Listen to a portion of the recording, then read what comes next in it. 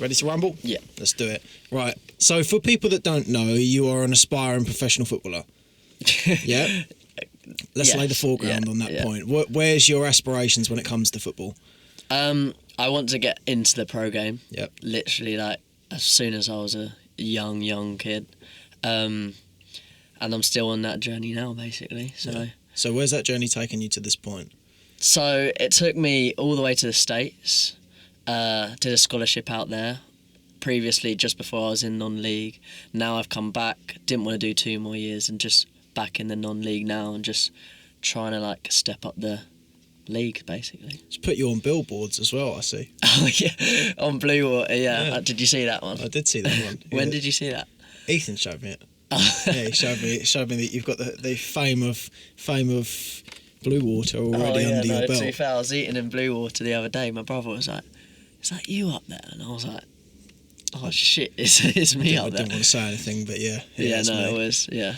So the reason as to why I want to lay the foreground on the point is what I'd like to explore today is how some of the elements within being a good sportsman, or in this case a footballer, can help elevate your life outside of it. So the first question that I'd like to burrow into is, what do you think is the most important asset for the mind when it comes to being a good footballer? I think the main thing is confidence. Yeah? That's the main thing, I think, with a lot of young footballers as well. They'll be on a high. They call it the flow state. Yeah. And when you're playing in that state, you're playing your best football you've ever played. And then all it takes is another player to be slightly better, maybe, or a coach to put you down, or other players to put you down, and then you're just like, oh, maybe I'm not as good as I thought, even though you still are. Yeah. But you always have that doubt, and then you start playing in games, and you might just want to keep the ball, or you're struggling, like you're thinking, oh, I need to control the ball here, where before it just came as like second nature. It was flow. Yeah, it was. There was no conscious thought essentially as to what you were doing. You were just running on your instincts. Yeah, and that happened to me. I lost confidence, but then I've just gained it back, and you end up entering that state again, and you start playing your best football. So yeah. It's interesting actually what you just said there about the fact that irrespective of if a new player comes in or a coach has something to say about you, that your ability as a player hasn't changed at all. No. You know, the difference between who you were when you were flying wonderfully and who now, the cagey version of yourself that's not able, that can trap the ball further than other people can kick it. Yeah. That there's no difference in terms of your ability, but in your mind, it's a whole different landscape. Yeah, different. It's different because you might get put down and then you're suddenly like, oh, I can't. I'm focusing so much on the basics that you don't start playing your normal game. Like, it happened to me so bad where I was like, okay, I have to control the ball here. Like, if I don't control it, I'm getting tackled. Whereas before, you're like, okay, I've got it. I'm beating this guy 1v1. I'm passing it, I'm making a good pass, or I'm taking a shot. Whereas it happened at a point where you're just like, oh my God, I'm just going to keep the ball, put my foot in it, pass it backwards. Yeah. I mean, sometimes that's fine. But then other times, before, I was just like, okay, I'm getting it, I'm shaping up my man, I'm going at him. But it's second guessing yourself. it is, because you just get different. It's a game of opinions, massive game of opinions. You can have a coach that likes you, you can have players that think you're sick, or you can have players that think you're shit. Yeah, So- and on that point, you could have, if you've got a conventional sort of orthodox manager that wants you playing 4-4-2, he's not going to be as receptive to the idea of you being a bombastic winger as someone who's playing 3 at the back. Yeah. You know, but it's no reflection actually on your ability. It's just interesting that the content and the context within your mind can have such an impact on your performance, and that's ubiquitous across the board when it comes to life. Is I notice if I walk into a room full of confidence, my results will be much better and I will feel much better. If I walk in for whatever reason, before maybe I was just about to walk into that room with complete confidence and someone might have said something, or all of a sudden I realise I didn't, I haven't got, I don't know, I didn't put my belt on or something like that, like something's not quite as I assumed it would have been. The minute that comes into play in the mind, then you start second-guessing yourself. And when you start second-guessing yourself, you almost invariably start depreciating or hurting your own chances, whether it's football or in your own lives. Yeah, you've got to basically, I've worked this out and I've spoke to someone else about it before, like one of my mates. You've got to think you're the best. Yeah. No matter what. Like, you've got to walk in on that pitch or whatever you're playing, even with like just training, you've got to think you're the best. You're kind of playing tricks on yourself pretty much. And you're just like, if you start thinking that I'm the best player here or I'm going to do good today, you're going to play better. You're not going to play good if you're just going to be like, oh, there's good players here today, I'm probably going to get bullied a bit. It's not. You're not. Like, you know your ability. You're at the same level as these players. So you should be the same level as these players, not thinking that you're not. Yeah. And it's interestingly, I'm glad that you made the point of confidence, because confidence is one of those things that people assume you either have or you don't have. Someone is either inherently confident or they're not. And that's not the case. If you actually speak to anyone who is confident, just for the sake of the point, there is a difference between confidence and arrogance. Definitely, yeah. If we're talking about confidence, we shall move on to the point of arrogance after this and how that can actually inhibit your confidence and your performance. If you speak to someone who's confident, it's quite likely that what they'll say is, at one point I was terribly timid and I needed to, I've spent so much time in my head feeling that feeling and not wanting to feel that way that I've decided to change it. It's like when people become excellent communicators. I was listening to a podcast with Charles DeHig, who's a sort of super communicator, talks about how to become a good communicator. And he says, this is where I've sort of inherited this point, is people don't tend to just be wonderful communicators. They have come from a point where they didn't have that ability, in this case confidence, and they've decided to cultivate that. I think it's important for people to know that confidence is not something that is genetic as such. You can have a genetic advantage, but you can change the inner workings of your mind when it comes to the way that you perceive yourself. Are you someone who is inherently confident, or is that something that you've had to work on? I think you've had to work on it. I mean, when you speak to people, like new people, I don't mind doing that. I think before I was just like, oh, do I? But then you realise it doesn't actually matter. They're feeling the exact same way. Yeah. So then you've just got to flip it like that, and then you're just like, oh, they didn't want to talk to me, but neither did I. And then actually, you find out both of you want to do. Both of you do want to talk to each other. So it's. I don't know. It's just it is a mindset. Totally, it's a complete mindset. Your mind. Like, you're thinking about the worries. Are they even going to like me walking up to them? Just block that. So what if they don't? If they say go away, okay, see ya. But most of the time they're not going to say that. I would wager all of the time they're not going to say that. Probably, yeah. I think we live in a world now where the amount of times that will happen, or that across the board, the amount of times that will happen is so negligible that you may as well consider that it won't happen. Yeah, and if it does, so what? That person wasn't a nice person for you to go speak to. So. Yeah, you have nothing lost from this person. Yeah, so I think that's what... I think relating that to football as well, I probably need to put myself out there and just not be afraid of a coach saying no. Yeah. Saying, give me a trial, or do this, or... But it's the same with anything, whatever you want.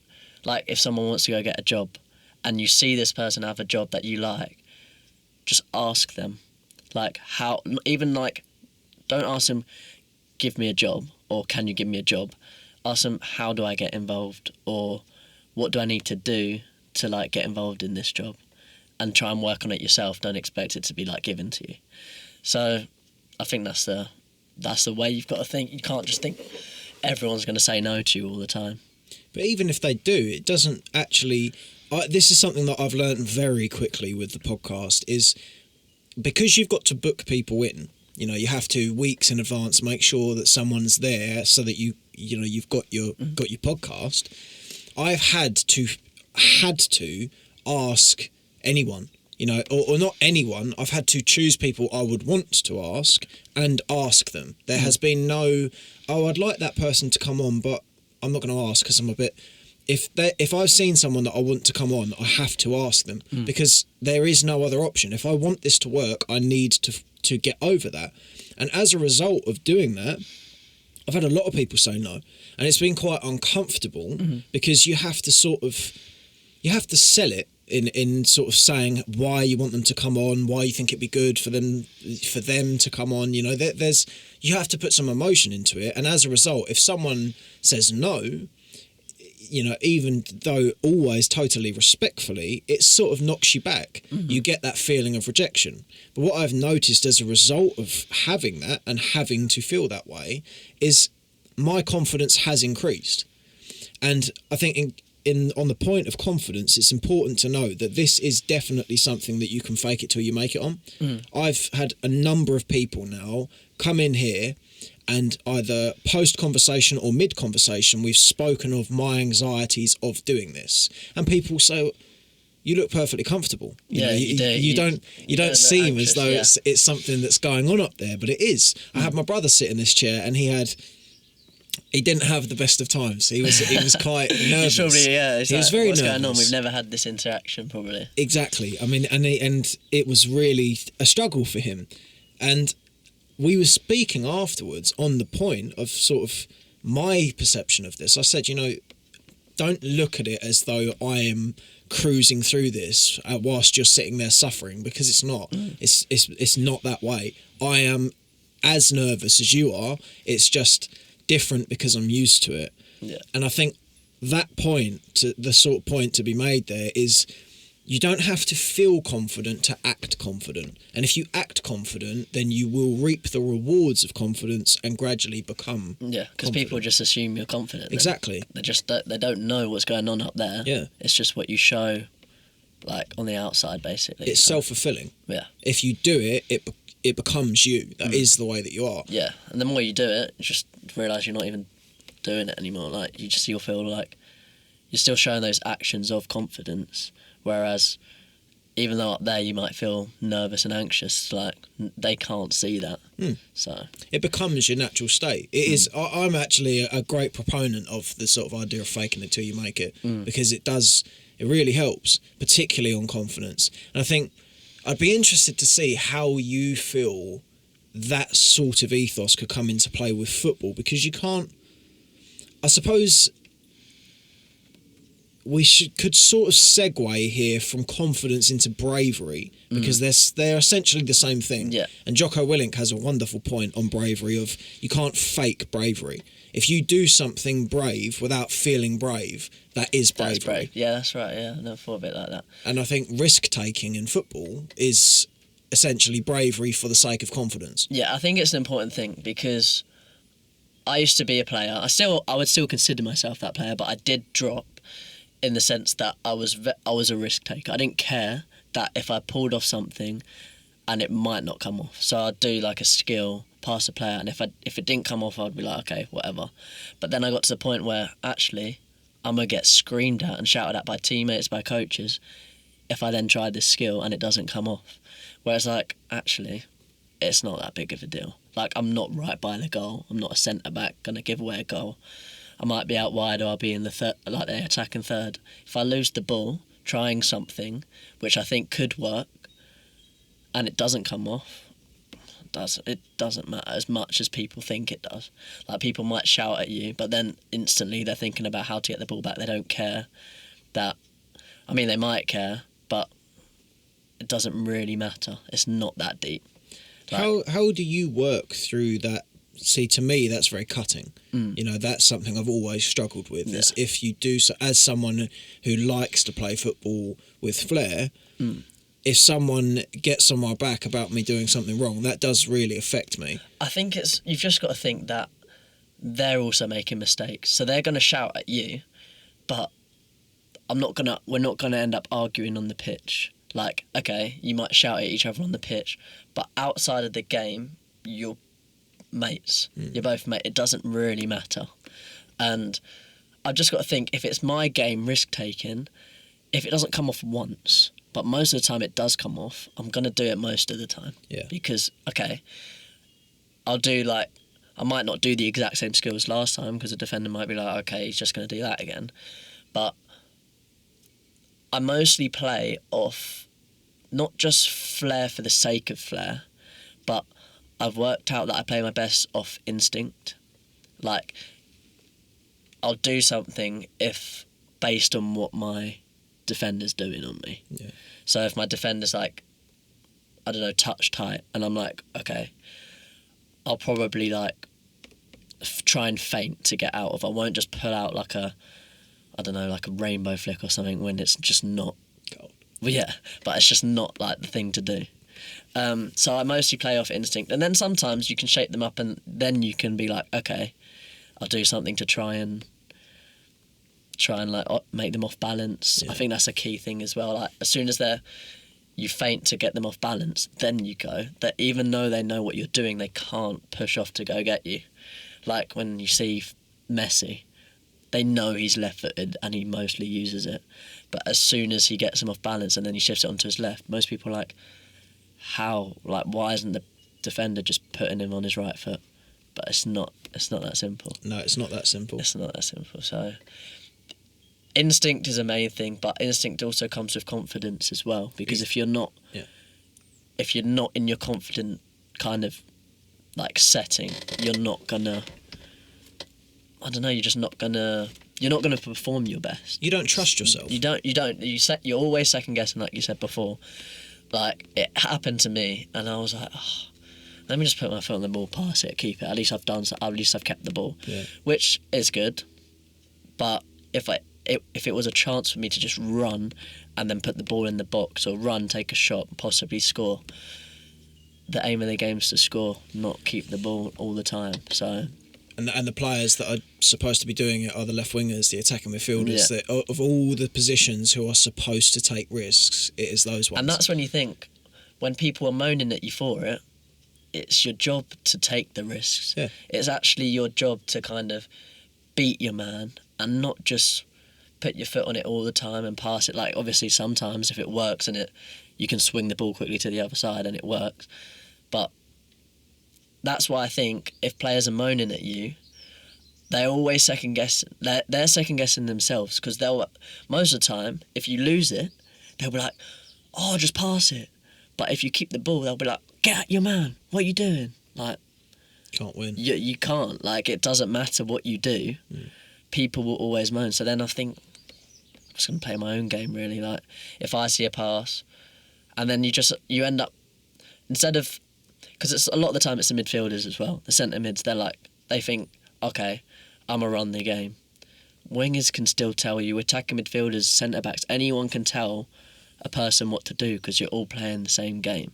You all know what to do in those positions, even if you couldn't do it as good as the other person. You know what they should be doing, so then you can tell them. But a lot of the time it's, I don't know, like centre backs maybe shouting at you to do this, whereas like, okay, is that the right thing to do? Because you're not the winger, but you might be able to think that you know what I'm doing, but I don't know, like you've just got to think it's not the kind of, it doesn't matter, really. It doesn't matter what situation you're in, as long as you have the confidence to try what you're doing or to do the right thing, which is based on your instinct, which I find best, you're going to have more success, instead of just worrying about what your teammates are thinking. Because most of the time, they get it to you and they're like, okay, go make something happen. So it's not, they're telling you to do one thing, and if it doesn't come off, they're telling you to do another. It's just like, doesn't really like, whatever goes wrong, you're going to tell the other thing, so it doesn't really matter. So that's what I think as well. Like, you've just got to think people are going to moan at you if it goes wrong, but if it went right, which it's not that low of a chance, like either way, they're going to then praise you. So it's like, okay. Honestly, it doesn't matter. All the people that think, oh, I'm not playing my usual game, or even in the workplace, I'm not feeling like I usually feel. Just do your thing. Like, you're at your job for a reason. You're playing football for a reason. Like, just do your thing. Don't worry about... Obviously, take advice, but mostly do your thing. And you'll become more confident, I think. Like, as soon as you're worrying about other people, you're not focusing on yourself, which might seem selfish, but if it's your performance and people are watching you, or people are watching you in your workplace, whatever you do, you've just got to do your own thing. Yeah. Like, not worry about what other people are thinking, because I think that comes with a lot of things like confidence. If you're worrying about what someone else is thinking, or if I do this move, what are they going to think? They're not thinking about it for that long. Like, okay, they're like, what's he doing? Or it comes off and it was like, oh, that was sick. Like, it's a game, it's a chance, but it's also opinions as well. Someone might have thought, okay, that was actually a good effort. Then someone else is thinking, what are you doing there? Yeah. So it actually doesn't matter. And football's a lovely analogy on the point of life for that very reason. Of its sport is, it's particularly team sports, because of the fact that there are other people involved. You'd put a lot of emphasis on how other people are perceiving your actions, because you are a one entire entity. Your mistakes are their mistakes, and vice versa when it comes to your successes. I think on the point of success outside of sports, you know, on the point of confidence, if you want to go and approach a woman, or you want to go and ask for that job, as you put it, or, you know, anything that requires you to step out of your comfort zone, the reason why so often we stay in our comfort zone is because we feel as though a mistake being made is going to directly negatively influence everyone involved. Yeah, it's at the end of the world, kind of. Yeah, exactly. And the people, and even more saliently, we think that our efforts to do something that we thought was good will hurt someone else, or make someone else aggressive, more particularly, towards us. So they're now negatively influenced, we're negatively influenced, and in our head we go, well, the risk isn't worth taking, because if it goes wrong, then all parties are negatively impacted. Yeah. Now, this is where, as wonderful as our brains are, they are very fucking stupid, because almost invariably you would find a position where it is a good idea for you to take a risk going and speaking to someone, or whatever it is. The likelihood of it going wrong is actually very low, because most of the time it won't. How often in your head, unless you really cultivate this and practice this, do you think, I'm going to go over there and talk to that person and it's going to go exactly the way I want it to go, it's going to be wonderful? Never. We always look at it and go, oh, what if I fall over the stairs as I'm walking out? You know, we'll think of all the ways it could go wrong. Yeah. We never take any time to pay attention to the fact that your efforts might just go right. And the important point to make on risk taking is, our mind is so biased towards being risk averse as to avoid the implications of risk, that it forgets that within risk there can be tremendous reward. Definitely. And on the point of that, there is nothing that is more progressing than being a risk taker, in my opinion, because if you take risks, you're forever pushing yourself further out. And there's nothing quite like taking a risk, because it's pushing you unequivocally in the direction you want to go. If you're someone who wants to get better at talking to people, and you take the perceived risk of going and talking to someone, that will do you so much, that will provide you with a lot more growth than reading 3 books on how to approach someone will. Yeah, because even if you're reading the books, you're not putting it into practice. And it's practice, and this is the point, it's repetitions. And back to the point of confidence, within risk taking and perpetually taking risks, as in consistently going and doing that, you cultivate confidence. And I think an interesting point to make is, I would perceive now that most people would look at me from the outside as someone who is confident. 100%. When I noticed that, the difference, and I know we talked about it earlier, but I didn't say this, the difference from when I see you and speak to you now to when you were at school, even though that we were still really good friends at school, the way you kind of carry yourself, even on camera, but like in person, is completely different. Thank you. It is different, and it's a good thing. It's like, you were still a nice person, don't get me wrong, you weren't a horrible person. you were just a lot more, like you said before, you were more shy. Just more intrinsic. Yeah, you were more like, but now, if someone came up to you on the street, I think they'd class you as an extrovert. Yeah, and that's the funny thing. This is something I'm sure to wrangle with for years to come, is that's not the case. You know, I'm not an extrovert. Yeah. But it is that when you sort of throw yourself in the deep end with the sort of baptism of fire essence or method of countering your insufficiencies, you can quite quickly look from the outside like someone who is the thing you're trying to be. But as I say, every single time I come in here, doesn't matter who comes in here, there will be a feeling of anxiety beforehand because I'm on camera, it's something I want to do, it's important to me. That's the main thing, I think. It's not only that you've done it so many times, you want it to be successful. Yeah, it's important. So it's important to you. So it's one of your main things that you want, so there's obviously going to be nervousness. Exactly. But a bit of excitement because you want it to work, and I'd say it's definitely working, so... I appreciate that. Interesting point on that, though.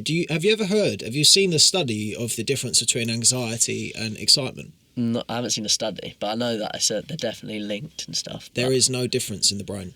Oh, really? The perception that the brain has of, or the chemicals that are released when you perceive yourself to be excited are exactly the same chemicals that are released when you perceive yourself to be anxious. You do feel that though. It feels the same. The adrenaline feeling. You get the same feeling when you're nervous or you're like even like pumped up for something. Yeah. Like you're getting the same feeling. Well, think about it. It makes in your head, if you really actually sort of dissect both of those feelings, you're actually on both fronts. You are looking forward at something with anticipation. Now, in one of those perspectives, you're looking with apprehensive anticipation, as in, God, I've got to go on that stage, or I've got to, scared. And the other one, you're looking with excitement. You're looking with positive anticipation of, I get to go and do that thing. Yeah. But there's still, if you actually sort of consider excitement, it's still like an ambient feeling of anxiety as to whether the thing you're wanting to happen will happen. You know, think about any time when you thought you were going out and playing football, or you thought you were going out with your friends, or thought something nice was going to happen, and then it doesn't happen. You get that really deflated feeling. Yeah, like, because it's the feeling of anxiety being fulfilled the way you wish it was not to be fulfilled. It's very interesting to be aware of the fact that reframe is totally possible, because, and this is something that I've continually used and has definitely started helping me move in the right direction when it comes to my anxieties, is if something's important to you, you're likely going to be nervous about it going right, but you're also excited that you're doing it. If you can change your perspective on anxiety as to look at it from the lens of, rather than I'm anxious this is going to go wrong because it's important to me, you look at thinking on it on the basis of, I'm excited that this is going to happen because it's important to me. And exactly, like you can relate that to football, you can relate that to work, you can relate that to anything. I'm sure you've played with your mates playing football before, and your mates know you're one of the better players. They know you're one of the better ones. So you're just like, okay. You end up playing better. Yeah. Just because you're excited, but you know deep down you're not anxious. You're more excited because you know your mates rate you. You know your mates are going to be like, okay, yeah, you're sick. Whereas you then go into a match, for example, and that feeling of excitement might lean towards the more anxious side because you don't know these people, they don't know you, they don't know how good you are. And then you don't start playing your best because you don't feel your best. You're feeling way more anxious, way more.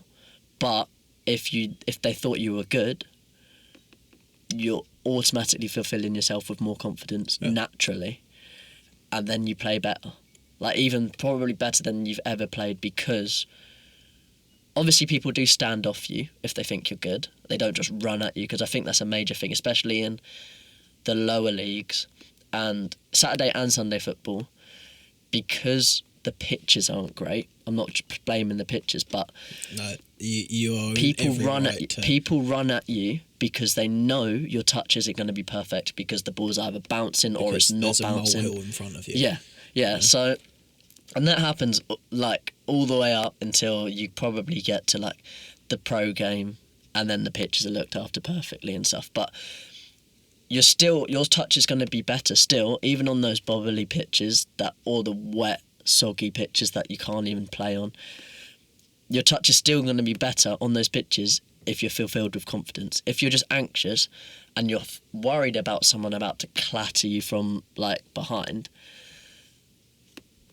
your touch is going to be terrible. Yeah. So it's all about. I think I could relate that to anything though. It's just having confidence in yourself is just the main, probably a major thing for all players, but anyone in work. Like if anyone in anything. Yeah, literally. Like confidence will always help you. If you work a job that maybe just in an office, but you're not confident and you just kind of just sit and do your work. Yes, you might be fine and you're still earning your normal salary that you would be, but if you were a bit more confident and then you'd be like, actually, I think I could be better at this job and it gets more money, just tell them that. Yeah. And if it's no, it's no. I probably need to take my own advice in that, probably, and just go to just random coaches. But then I've worked out in the non-league especially, it does help if you know the coach, definitely. So a lot of players know coaches, and then you're getting more playtime because you know them. Like it's happened to me. I've known coaches and they play me more. But obviously you still have to be decent. Like they're not just going to play you if they don't think you're good. But that also then fills you with confidence, because if you're then suddenly not playing, you're like, oh, they're better than me, but I thought I was better than them. And then you just get knocked down a peg again, and then you're like, oh, but you just got to let it like think, actually, is that really the reason? Because I'm pretty sure that I'm fine right now. So it's different like, how do I say it? People, if you're saying, even in work, someone's in front of you, like at a higher job, but that you're doing the same thing, but they're getting paid more because they're doing a little bit more. If you can do that as well, why can't you do that job as well? Like they can then push on to something else, and then you just got to go for it pretty much.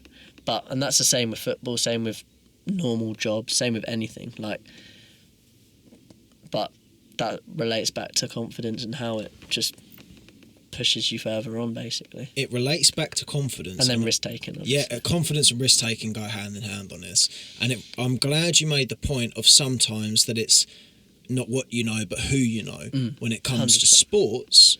Because, and I should dissect this a bit, because that can, on the surface, that phrase often irritates me. Because I think... It's annoying, isn't it? Because I think, well, no, if I know a lot, then that's going to do me some favours. But it is, when I take my ego away from it, it is true. Who you know can put you into to better positions. Like a lot of people with good jobs now, did they get it themselves? Maybe. Yeah. Sometimes, some people did. But a lot of people, they get put in a position by someone else because they know someone and but they took that risk to get into contact with them. So. And that's the point I was going to make on this, is when you sort of or when I take my ego out of that phrase and look at it and go, well, if essentially it sort of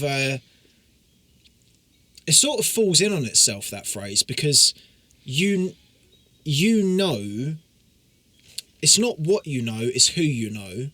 What you know would include who you know.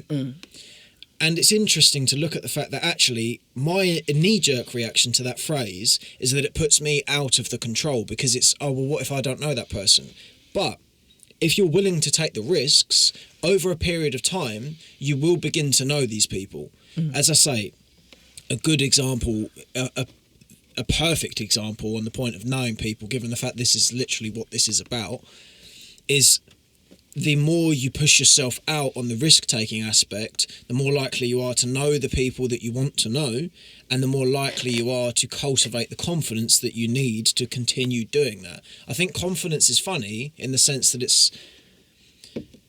In order to get confidence, you need to have confidence. But in order to have confidence, you need to at one point have tried to get... It sort of goes back on itself. Yeah. Which is why I hail back to the point that I think all too often when it comes to these sort of mental states, people can sort of be pushed out of the market on it, where it's like, oh, I'm not confident. I'm going to have to find another way to do that because I'm not confident enough to do that. You can do that. Confidence is not something that is bestowed upon some and robbed from others. You can be someone who is confident without feeling confident. And I think we should segue into this in a minute because I think it'd be an interesting point. But you don't have to feel like the thing you're trying to be.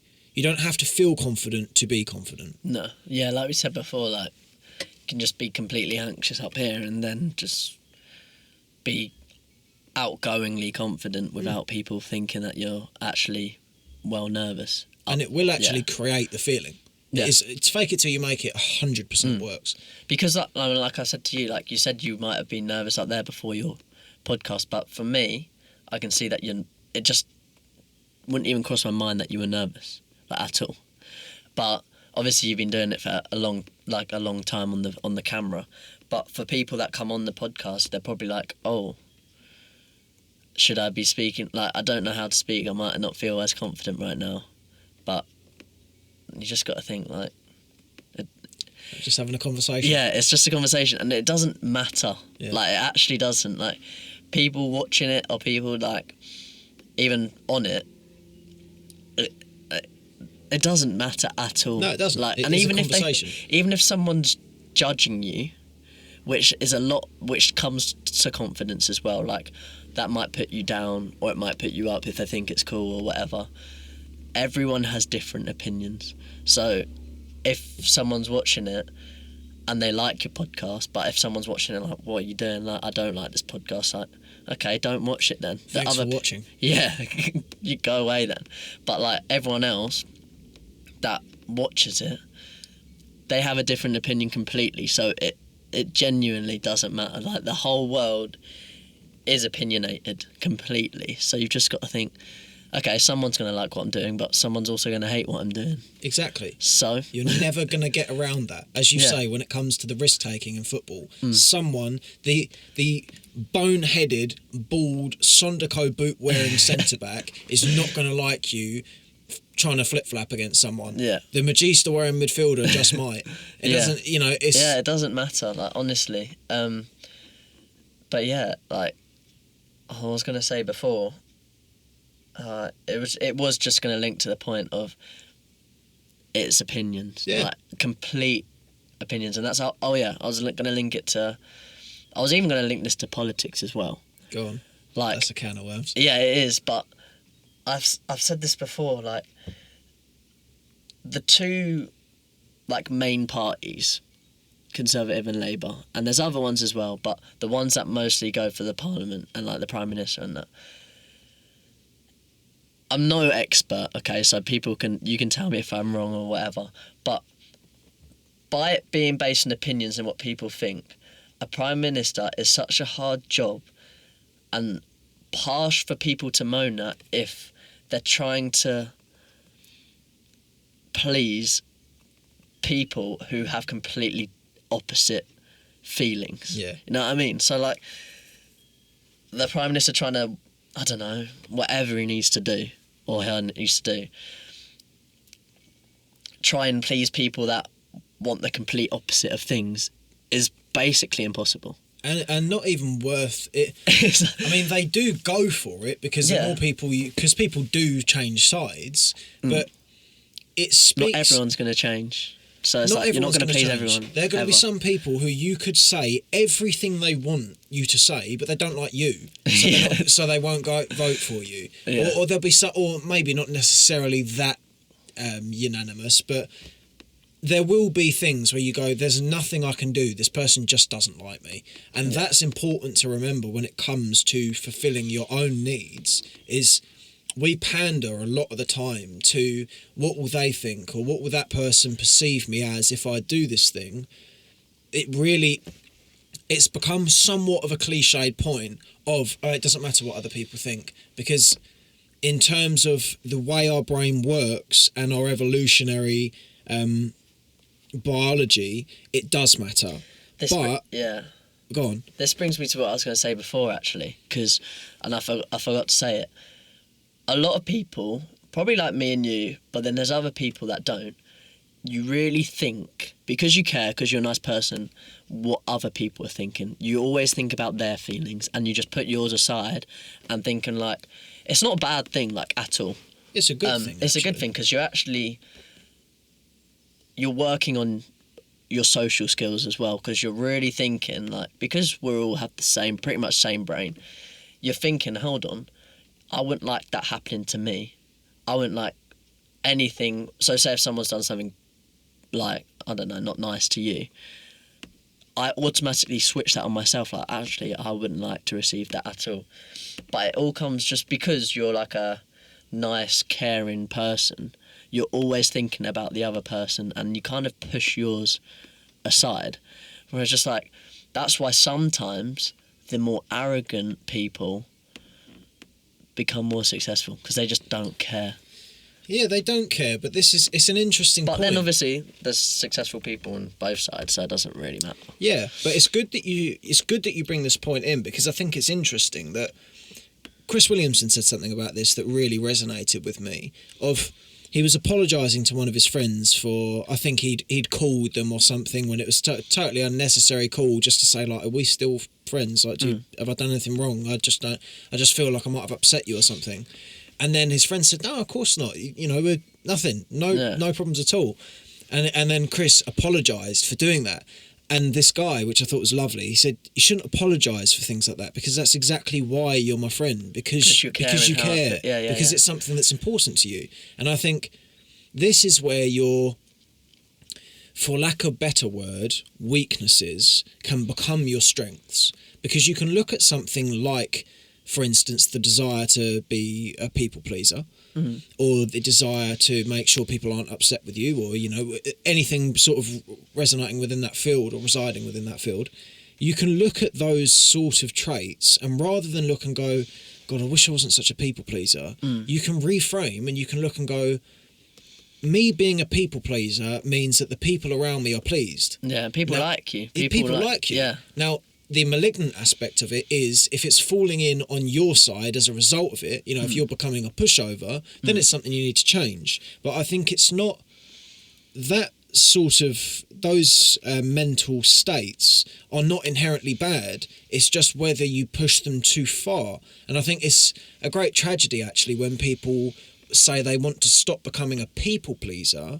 I know what they mean. It's poverty of language on this point, because what they're actually saying is, I don't want people to exploit the fact that I'm a people pleaser. Yeah, people just to push you over all the time, or just, even though that you being a people pleaser, you can balance it, but people like you, is what I said before. Exactly. Like, you're a good mate, and the bad mates will be the ones that will push you over. Yeah. So you've got to obviously take if you are just a natural people pleaser and you have that trait, don't always think, oh, let me not be this person. Let me be a bit more kind of mean. Let me be, like, if that's not you, don't pretend. But also, the people that are going to take advantage of that fact, they don't really care about you anyway. So they don't need to be your friends. Yeah. I mean, it's hard on that point, because if you're someone who's a people pleaser, it may well be hard for you to push those people out, because that's a callous action which is not in line with your character. But I think it's important, just across the board. I'd say it's a good sort of strength test to look at anything you perceive yourself to be bad at, or to fall away to the sides on. If you feel as though maybe you're arrogant, or you're I don't know, anything, you're quick to anger, anything that you perceive to be a undesirable aspect of your psyche, I think in many cases there is a way that you could spin that as for it to become a strength. It's just you need to be able to identify the fact in the first place that it's something you'd like to work on. I just think it's interesting. Like, for instance, I shall take the point of anger, and I shall tie this into football because it was one of the things I thought about when I was thinking what I think is important for traits within a footballer. If you're someone who's got a hair-trigger temper, to me, I think something like anger can be channeled for tremendous use and utility. 100%. And if you were to say, if you came to the point where you say, I'm far too angry all of the time, I need to totally get rid of the anger. No, don't totally get rid of the anger. Make sure you don't get angry at a child if he accidentally spills his drink on you. Yeah. But you don't need to vaccinate yourself of anger. You need to find a way to control that. Definitely. And it comes with learning from the mistakes and how far you can push it, I think. Because it happened to me the other day, actually. And you wouldn't class me as an angry person at all, but you'd probably see me on a football pitch and it's a kind of different character. I have seen you're more,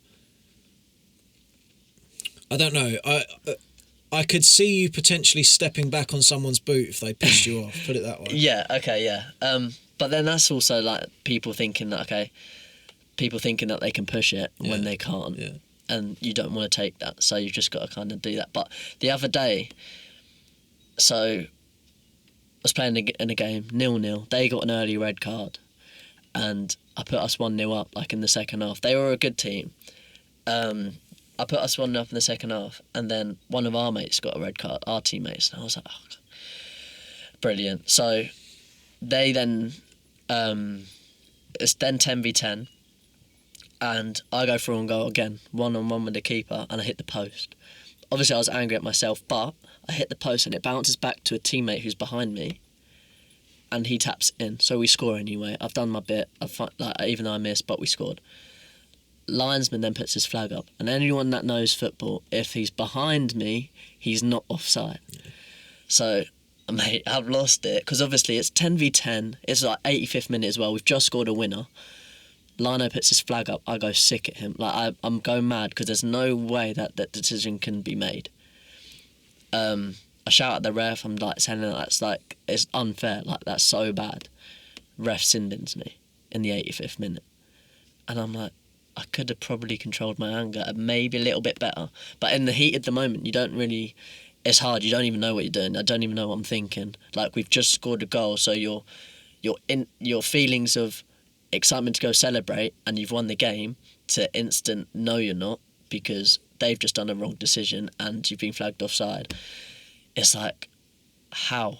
So I was just swearing at the ref, Lino, get sin binned, and then 10v9 they score a last minute free kick, and it's almost as if like that fell on me because it's all of a sudden 10v9, and it's like, oh, like, if I didn't get so angry, we probably would have won that game.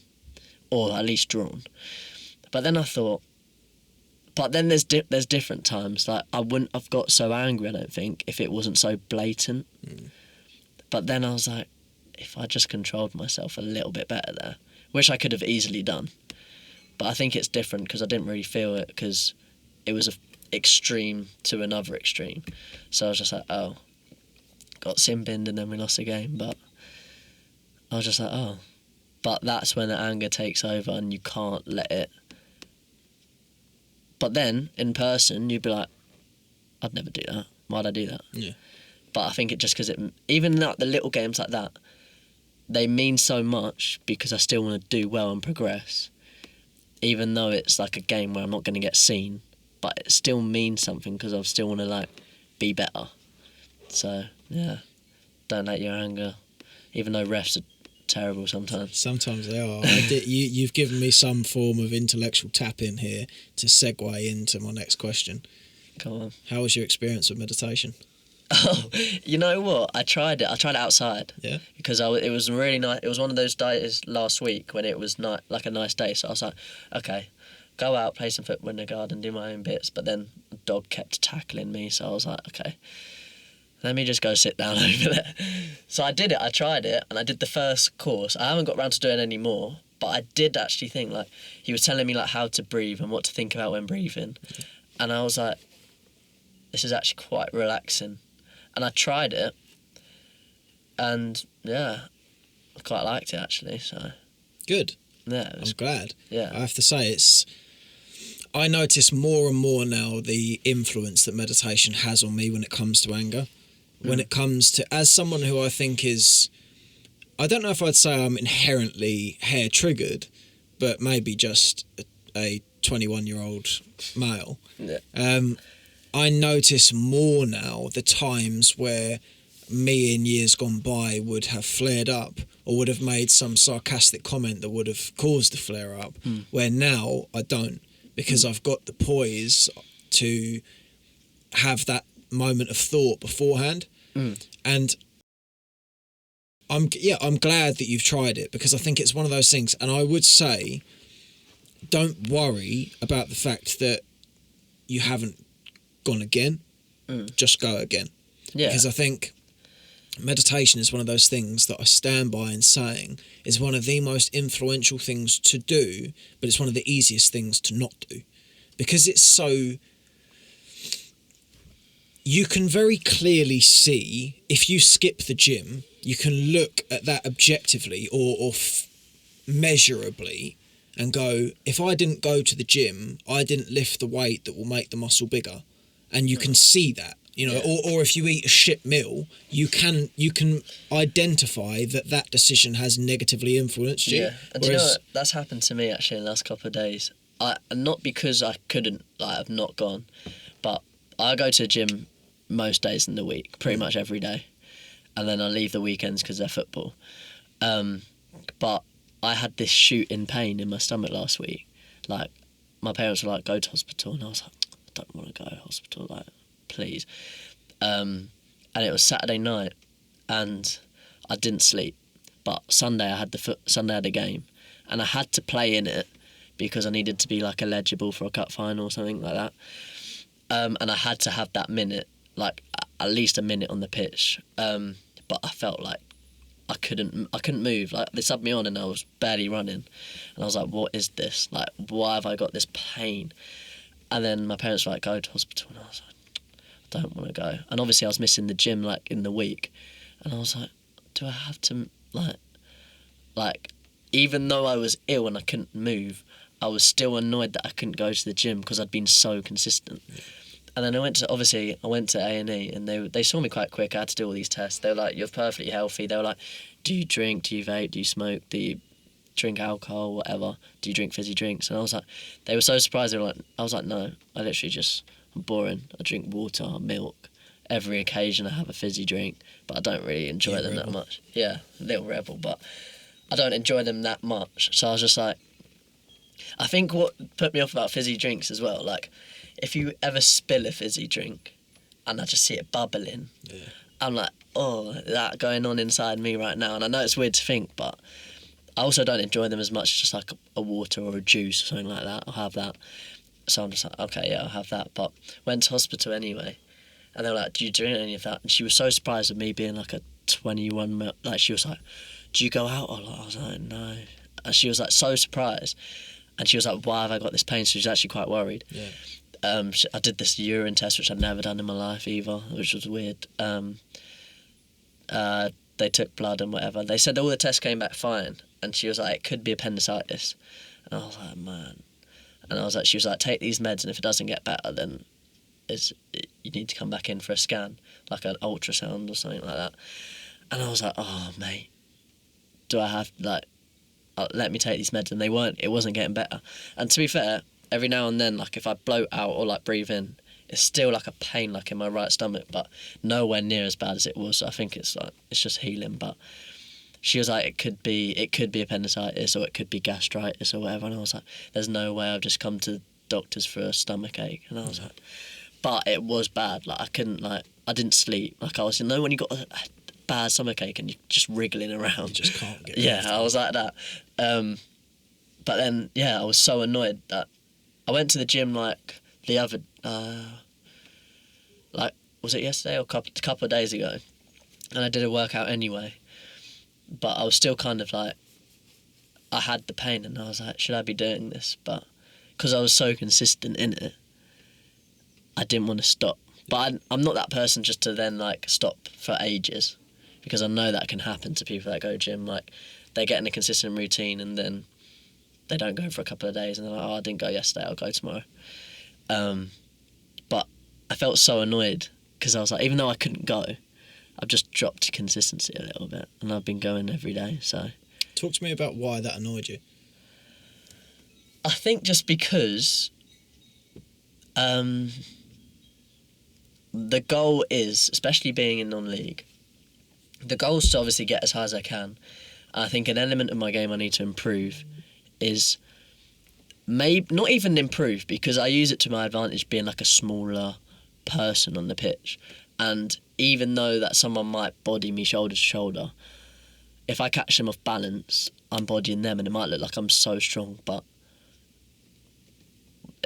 I'm not like as strong as them, maybe like physically built, but I can still push them off a ball because I've caught them up off balance. There's a lot of balance. And it's a different strength as well. And I think a lot, especially in non-league, they think if you're like a small player, you're going to get absolutely taken out by some big 40-year-old man. And it's not, it's true at points, but like, is that 40-year-old man going to beat me at every other aspect of football? Yeah. No. Let's go in a foot race and see. Go in a foot race, go in like a 1v1 or whatever. Like, I'm going to pass it and move around you. Like, the only thing you're probably going to beat me at is a shoulder to shoulder or to a header. Yeah. That's it. And it's like, a header anyway. Yeah. Non-leagues are like, but then that annoyed me because the goal is to get a little bit bigger. However, I use it to my advantage anyway, but just to get in the team and to get in like the kind of non-league build, as you'd probably call it, it annoyed me that I couldn't go to the gym just to work on my body that day. Yeah. Even though like, one day's fine, you're not going to do that much, but it's not that, it's the consistency of doing it each day. Were you scared of falling into that trap of not doing it once and then it sort of leading on into you falling away totally? I'd say no, because or else I'm spending a lot on a gym membership for nothing is another mindset. Like as the humorous side, like I'm spending too much on a gym membership to not go. So that's one drive to go, but the main one is like I want to get bigger. I want to get kind of a more of a presence kind of thing. So yeah, it annoyed me that I couldn't go, but I'm never going to fall into that trap of not going. One, because I've got a goal to just go towards, and two, I'm paying too much for not to go. So yeah, but it's also when I go to a nice bougie gym, after I go do my workout, go in the pool, sauna, and it's just nice in there. So I kind of enjoy it as well. It's not that I don't enjoy it. I love going to the gym. So I don't think I find myself of not going. So it's just that one time. I suppose it's that powerful ability that we have to just refuse to rationalise with ourselves when it comes to progress. Yeah. We're very good at thinking that if you didn't go, it doesn't matter why you didn't go. You didn't go. Yeah. And that's the perspective. Yeah. And it's so, I mean, it is something that I have toiled and tossed and turned with for years now, of being able to look at things objectively with rationality and logic rather than just knuckle-headed grind set mode. Yeah. Where it's like, would it benefit me more if I actually didn't go to exactly. Yeah. And I'm actually going to make a separate podcast talking about sort of the difference between... We should touch on it here just to sort of broach the point. But I'd like to go into a conversation and really pay some attention to, on its own, the difference between doing something for the sake of discipline because you know it's hard, and doing something that has the same benefits as the thing that's hard, but that you find fun. So, for instance, I would wage that as someone who doesn't enjoy going to sparring and sparring, that I would probably get more benefit long term out of, rather than sparring once a week, sparring with Ethan once a week and going on the punch bag 3 times a week, which I find a lot more fun, and I would wage on a metric scale. And sparring is the reason as to why I want to make a video talking about this. The last time I went to sparring, I faced up against a professional heavyweight. Okay. Right?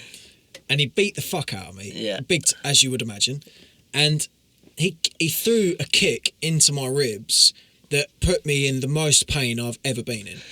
And it was like, and I went down, I literally folded in onto the floor and was wheezing for 30 seconds. Like, it was that winded. Really, I was really in pain. And it's had me thinking since that point. It's like, I look towards Saturday sparring and go, for fuck's sake. Like, and I do it from the Saturday night of the day I've done sparring all the way through the week Saturday, till the next one. And I was thinking about it. I was going, how much benefit am I gaining out of having that residual feeling within my head that I'm going to get the shit kicked out of me at some point this week, versus, given the fact that what I'm actually getting the shit kicked out of me for is to get better at being able to do that if I needed to, doesn't it make more sense then to go and find a way that you enjoy doing it more, i.e. sticking a speaker on, doing it with your friend, doing some soft sparring where you're still playing with the same skills and you can ramp it up on your own terms, and then making sure just through the week that you're doing sort of just practicing as though you were doing pad work? Am I going to get the benefit that I'm actually looking at getting from doing it that way? Yes, I will. Now, what will fall away when it comes to my mental state? In my head, I shall have to wrangle with myself on the point of, oh, you're not going to sparring because you're not being disciplined.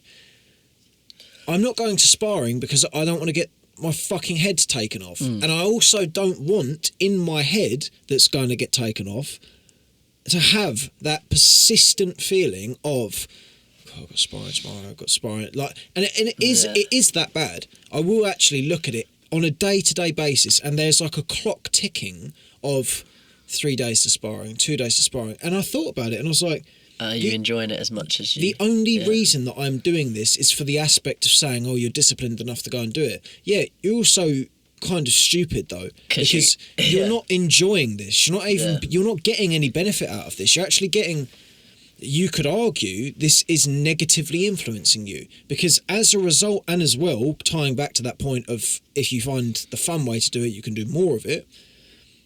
I'm not sparring or doing any bag work or anything for the whole week because I can't, because my rib is fucking killing me because I've been kicked in it. And it's like, I just wanted to sort of, given the point you've made there about that feeling of discipline that lacks if you'd miss the gym for any reason, I just thought it's interesting to look at the fact that discipline can become this sort of medal of honour that we wear, but it's like, it's sort of, I suppose, cutting off the nose to spite the face in many respects, that it's like, I'm going to do this thing that makes me feel disciplined, but it's not actually helping me.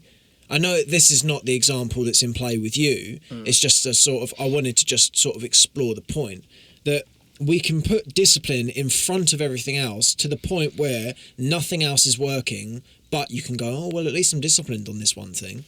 I think it's an interesting point for you to come at this from, given the fact that my idea of fun when it comes to exercise is football.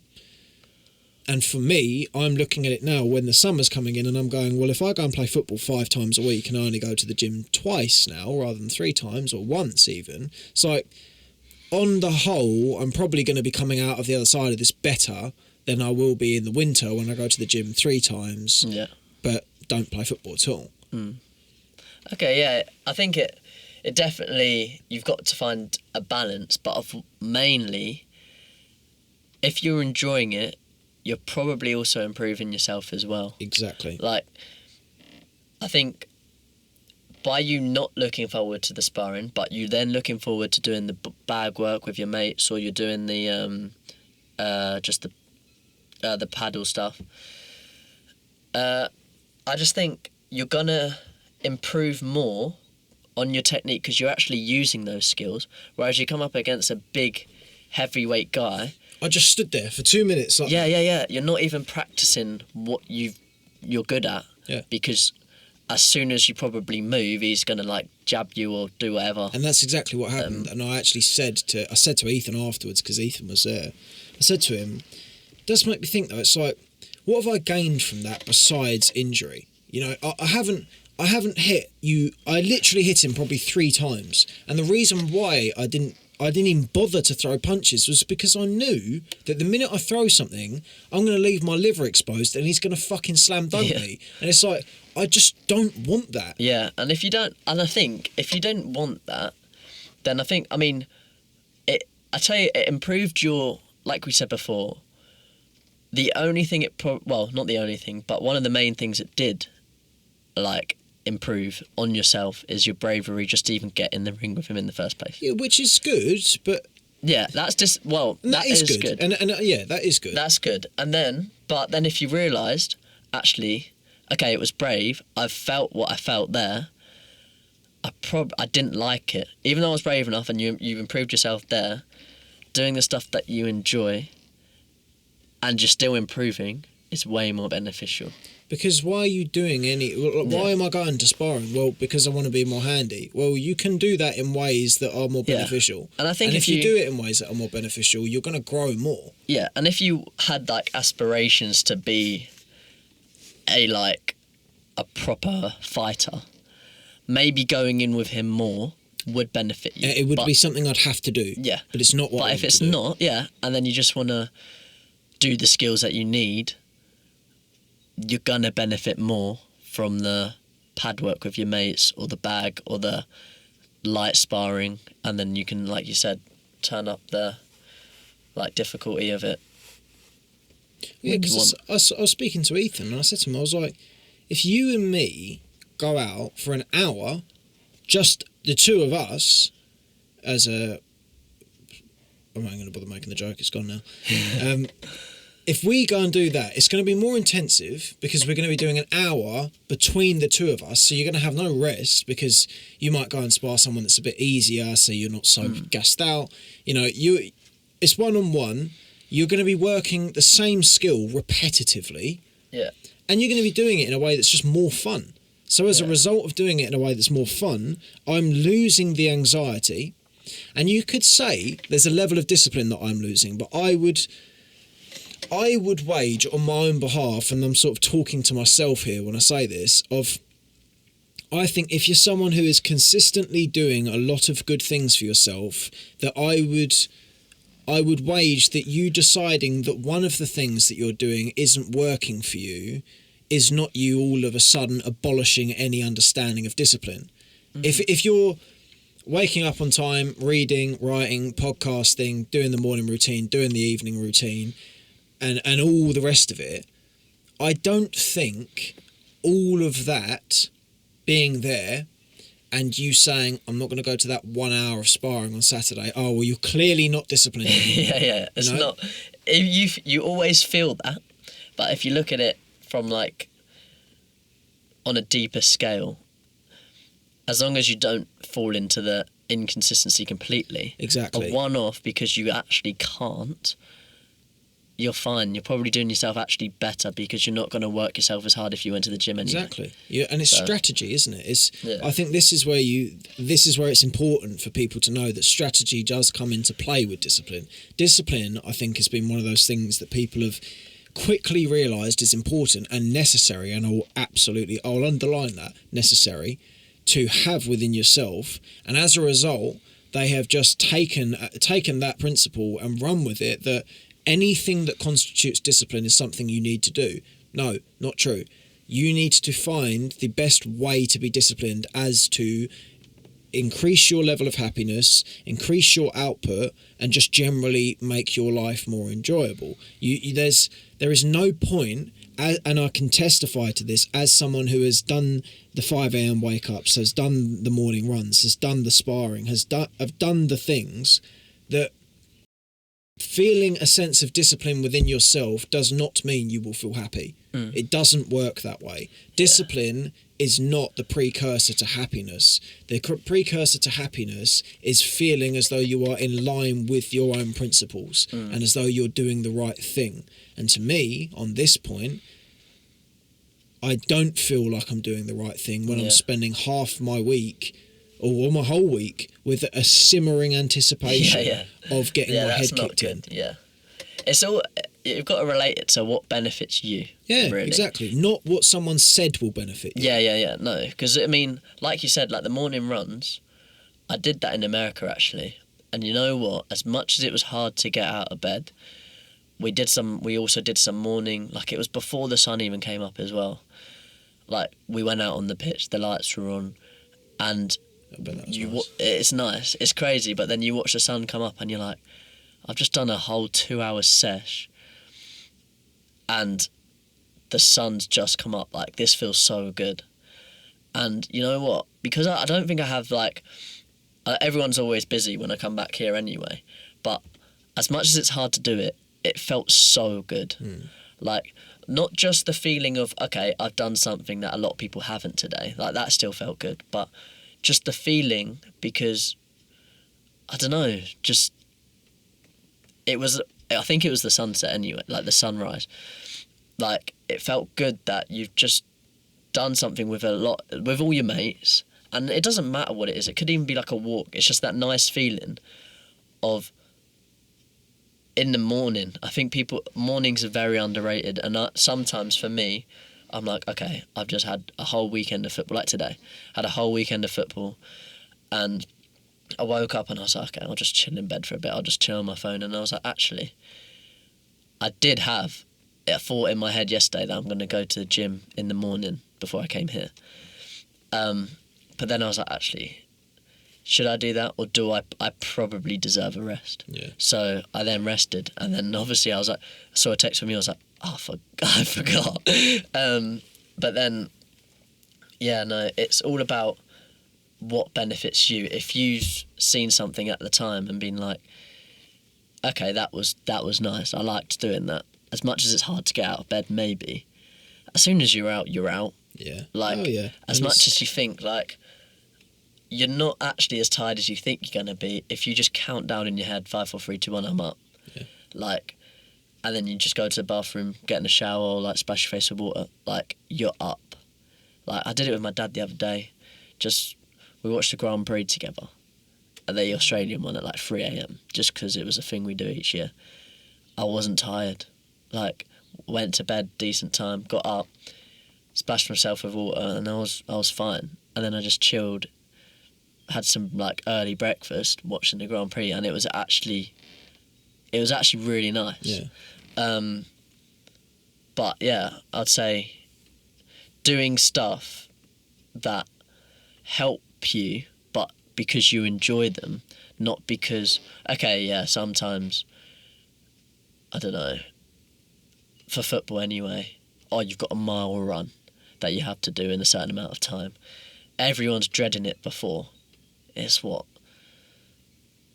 no more than 7 minutes of your time. Yeah.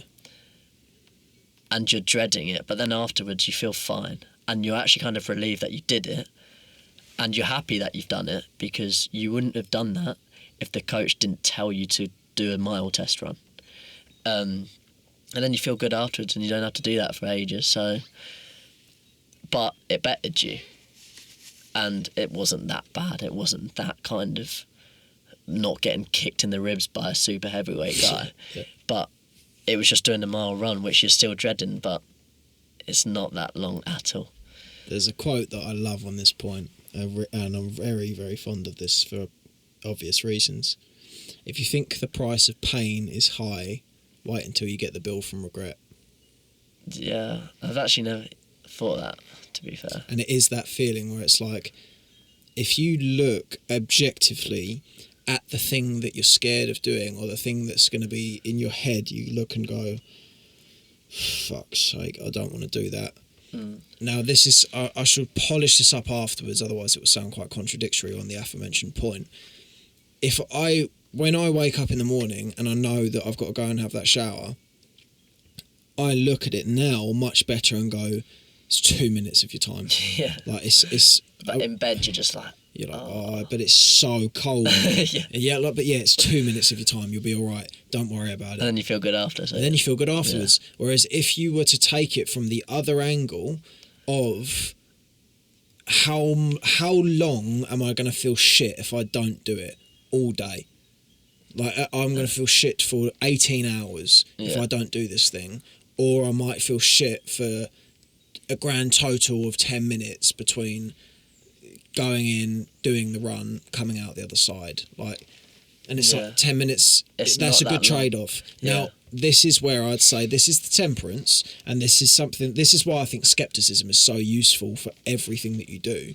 As positive skepticism, I'd put it as, is I could be sort of polemic towards myself in saying, well, in which case, why don't you go and do that hour's worth of sparring? Because it's going to be good for you and you're not going to regret the other 18 hours of the day. But it's like, yes, but I've done it now and I've seen that that's not the way that it works for me. I won't regret not doing it. There'll be that part of my brain that seems to have forgotten that it's a brain and will go, you didn't do the thing, why didn't you do it?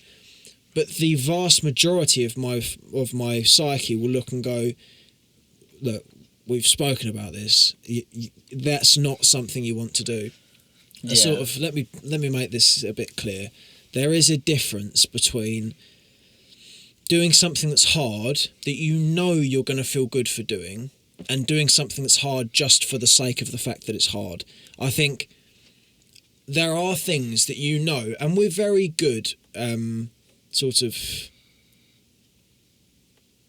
trying to think of the word. We understand ourselves very well on the things that are something we just don't want to do and see no utility in doing, and something that we don't want to do but we know we will feel good for doing. We know the things, and you're playing stupid with yourself if you say that you're not aware of that, because we are. We know in our heads, we go, God, I really don't want to do that run. But you know every time that you finish the run that you feel good for doing it. I think it's the difference when you can start objective or skeptically looking at the disciplines in your life and really taking some time to go, right, this constitutes discipline, but does it actually does it propagate a positive feeling within myself? Do I, as a result of parlaying in this discipline, do I feel good? Yes. All right, let's keep that. Or what about this one? Well, I feel some sense of accomplishment that I got in the ring with a heavyweight, but otherwise my rib hurts. I feel uncomfortable about the fact I'm going to have to do this again next week. Yeah. And I just generally didn't really like that time very much, and it took 3 hours worth of my morning. Well, maybe let's consider this one. Yeah, and I think what's also good, as well as doing the stuff that you need to do to improve your goals, doing stuff or something that you'd like to do but you haven't tried before, like a new thing, like a new skill. I found that it's a lot more relaxing, and even though you're not just sitting down, you're actually doing something. So when I came back from America, like, I was playing darts with my mates, and we just had a dartboard in one of our rooms, and I made sure that when I got back, I was like, Dad, can I get a dartboard like in my room when I get back? He was like, yeah, why not? And pretty much every day I'll throw a few darts, and I'm just like, it's kind of relaxing because it's something that I wouldn't never do, really. And you pick up an enjoyment of doing something that you would have never thought. Like, I'm a footballer, I don't play darts, but doing something that you wouldn't normally do, that you wouldn't normally think's fun, but you try it, it takes your mind off what you might need to do to improve your goals in what you want to improve. Just taking your mind off it for a little bit and doing something, not just sitting there watching TV. Yes, you can watch TV, it's not, but like a new thing, a new thing that you haven't done before. There's something rewarding about that as well. Then, going back to before, you're improving your confidence technically.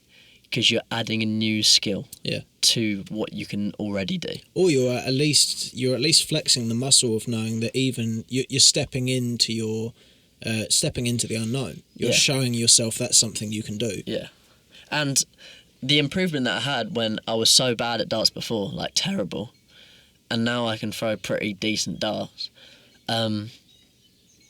it's quite rewarding. And then it's a new skill that you've learned, which will benefit you more than you probably think, even though if it doesn't relate to your goals at all. Yeah. Like, I wanted to pick up golf. I know for a fact I'm terrible at it. So all my mates that are probably quite good at it now, they'd be miles ahead of me. Like, I've played golf with Ethan before, mate. Yeah. It's just, what's the point? I watch him, like, drive it over 300 yards, and I, like, get a lucky one over 200, and then everything's below, like, 100 yards. Yeah. So it's just like, oh. Yeah, I mean, you're working your parameters still are much fun. higher than mine here. I'd probably be As much as you think, 20 though, yards or so. Yeah, but...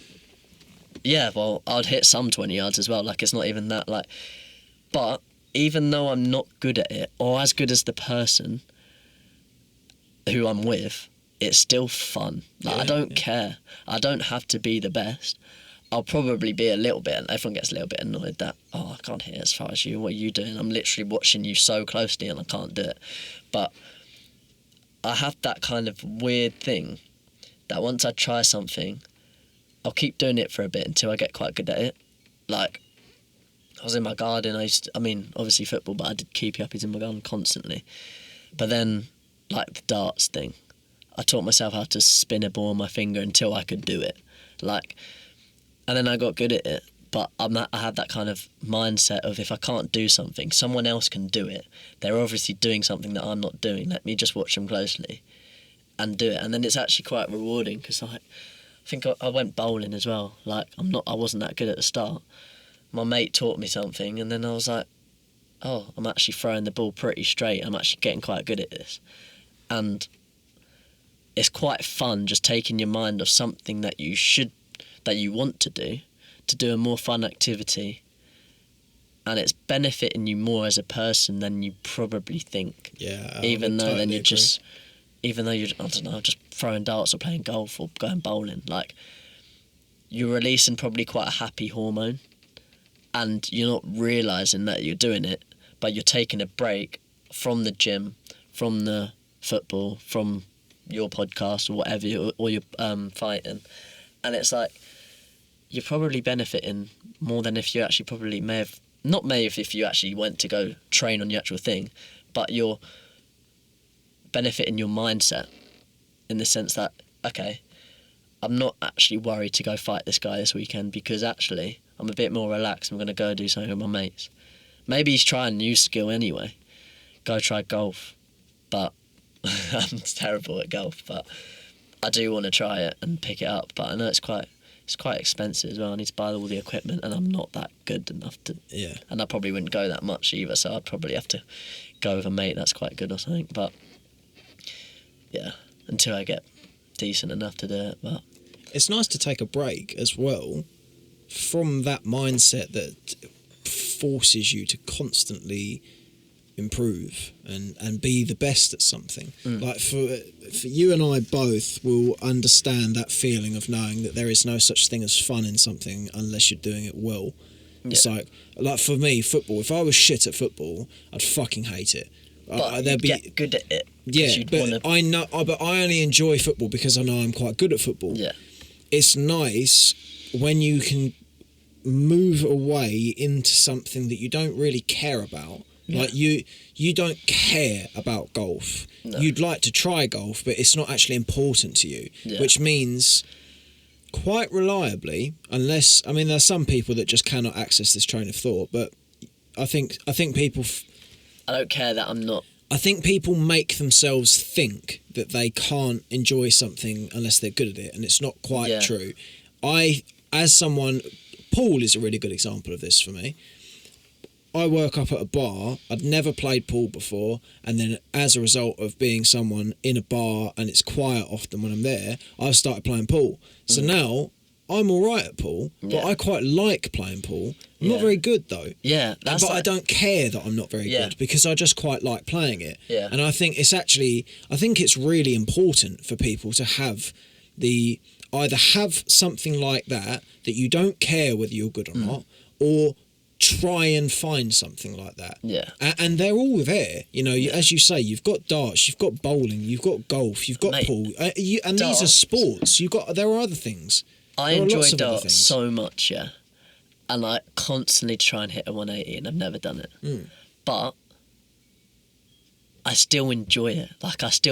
It's so fun. Yeah. And there's something weird about it that me throwing a couple of darts, like a few darts in a row, is something that's so much better than just sitting on my phone. Yeah. There's a sense of achievement. There's a sense of achievement, but it's also... Darts is a weird one, and probably golf as well. It's weirdly satisfying. Like, the small margins that if I'm aiming for a bullseye and I hit the bullseye, like, the weird kind of satisfaction that you get from doing that is like... It's like when you hit a strike and top bins and you're like, okay, that was good. Yeah. Like, but I'm not that good at darts. But I find it so fun, and I'll play against my mates. Like, the weird thing is that normally football would do this, but something that I'm not that good at, my mates aren't that good either, but I've got a mate in LA right now, still doing his football scholarship there. Even the margins, but this is what the power of like social media and stuff is, which we touched on before. We FaceTimed each other and we had this dart app, and I was playing a game of darts against someone in LA, 8 hours difference, something that I would never do ever until I tried it like not that long ago. And I was playing against someone against someone in LA, like throwing darts at my wall, and I was like, I would have never done this like a few years ago at all. But it's fun, and I find it fun. I'm not that good, and it might take us ages to get down all the way. Like, I know like pro darts players do it in like 9 to 15 darts or something every leg, and it takes me like 30 plus, but it's still fun. Yeah. But yeah, and I've accepted. I think it's because my mind is so focused on my actual goal. I get so annoyed at that, and like driven and focused on that. Doing anything else, I just enjoy. Yeah. Like, I still enjoy football, but if I get football wrong, I get mad.